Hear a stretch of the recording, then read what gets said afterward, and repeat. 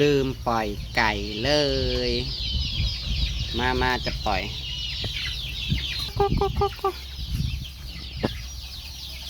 ออกไปออกไปโอ้ดีใจดีใจดีใจใหญ่เลยลืมปล่อยออกมาออกมากุ๊กหมดยังบ่ออกกลัวอะไรเจ้ากลัวอะไรฮะปิ๊บปิ๊บปิ๊บปิ๊บปิ๊บปิ๊บปิ๊บปิ๊บปิ๊บปิ๊บปิ๊บปิ๊บปิ๊บสวัสดีตอนสายเด้อจ้าทุกคนสวัสดีตอน9 โมงแล้วกันจ้าสวัสดีเช้าวันอาทิตย์พี่น้องขึ้นมาแต่ตื่นมื้อเช้าเนี่ยตื่นเช้าพี่น้องเอ้ย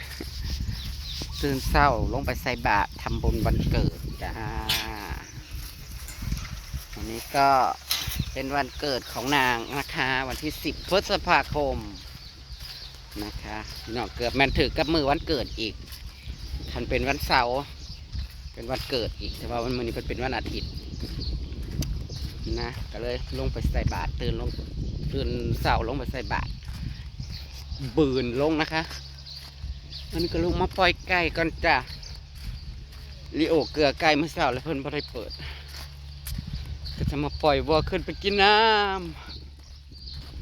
ำวัวกินน้ำก่อน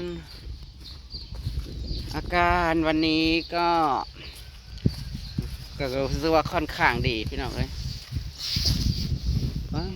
ปัดปิดไปอีกเลยนะอึบ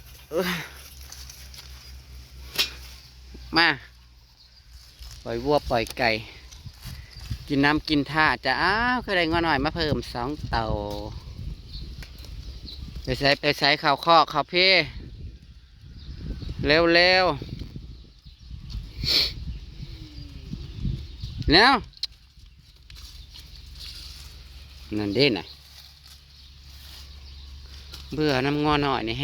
ห่ขี้งอสิจับอันแลนฝ่าใส่หมักกระโดดนะฮะนั่น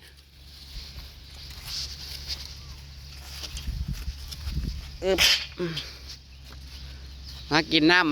ำพี่อุ้ยแลนฝ่าใส่ปีนี้ก็ครบ40 ขวบจ้าพี่น้องไม่บ่ฮู้ว่าจะคล้องเสียอายุยืนมาหอด40 ปีเนาะซาเป็นนี่อดแอดฮัตแต่หมอจะอยู่มาหอด40 ปีอยู่ค่ะยังอีก10 ปีก็หอด50 ปีสิหอดบ่สิบ่เบื่อซ้ำนังเถ่าบ่พี่น้อง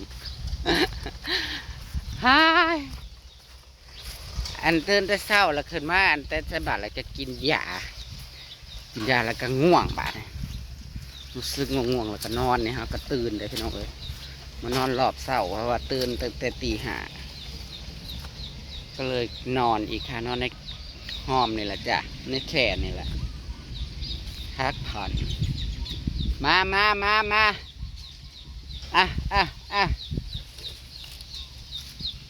ม่เข้ามาอะไรห้องเหยียบอยู่นะโดดลงมาอีกแล้วโอ้ยโดดลงมาแล้วก็ห้องบาดนี่แบบพี่น้องไก่ที่อยู่น้ำเป็ดกระโดดลงมาแล้วก็ห้องบาดนี่บักหมุนติ้วนี่หมุนติ้วเอ้ยบักหมุนติ้ว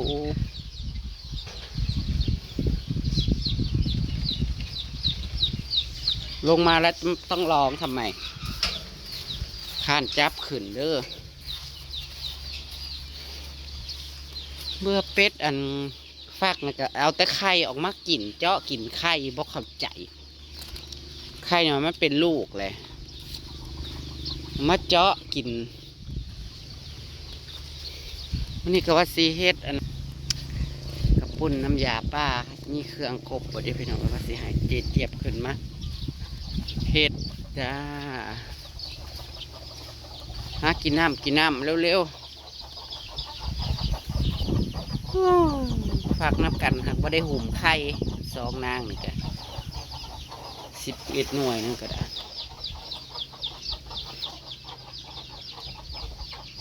นะไข่ออกมากินเฮ็ดโคโลอยู่กินน้ำแลนใส่อีหยังอันนี้นะฮะสิแลนไปกินอีหยัง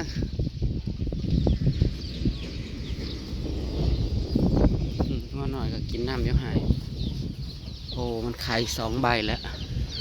เป็ดกับเขามาไข่ในกล่องใหม่อีก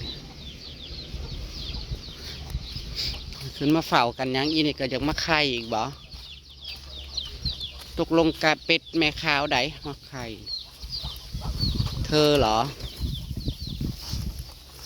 คือไปพักนี่กัน2 4 6ตรงนี้มันก็มา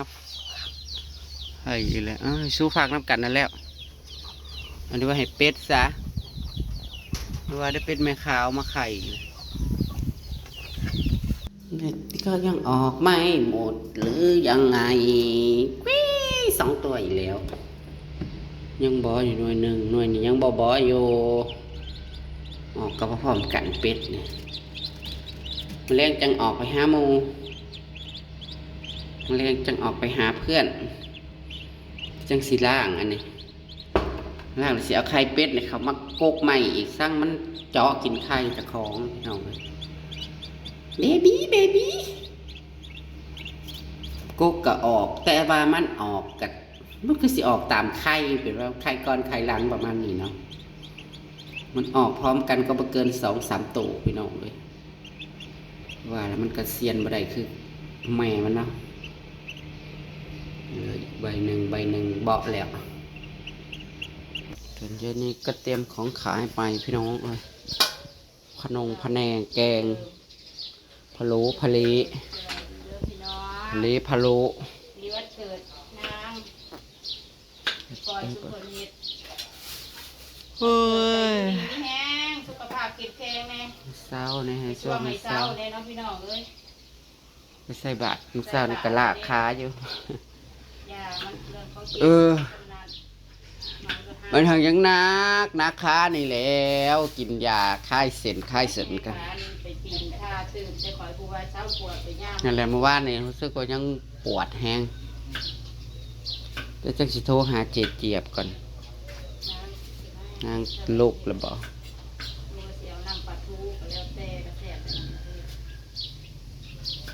น้ำปลานี่แหละมันหาบ่มีกระชายมีแต่คิงเราจะมาทำหักว่าเฮ้ยเห็นเขาออกมาขาย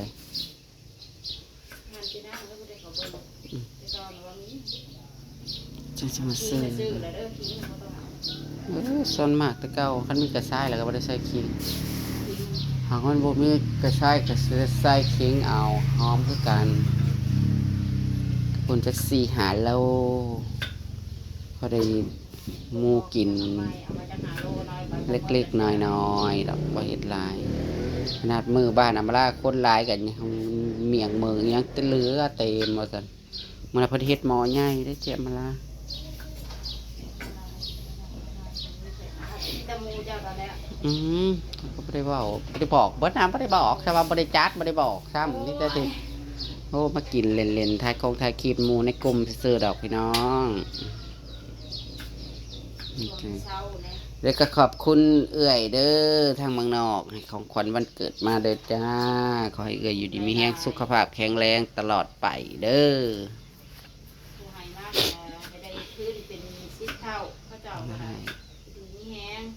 เลยเพิ่นนั่นเบิ่งแง่งอันมดในกลุ่มว่าซั่นซะยูทูบเบอร์เมืองลาวใจเอื่อยเพิ่นหลาย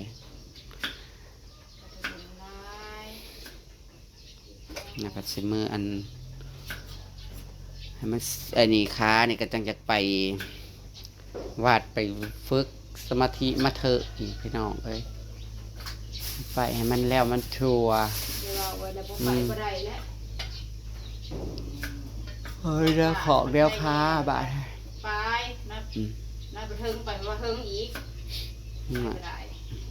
แม่สาวเห็นบริจาคน้ำพระ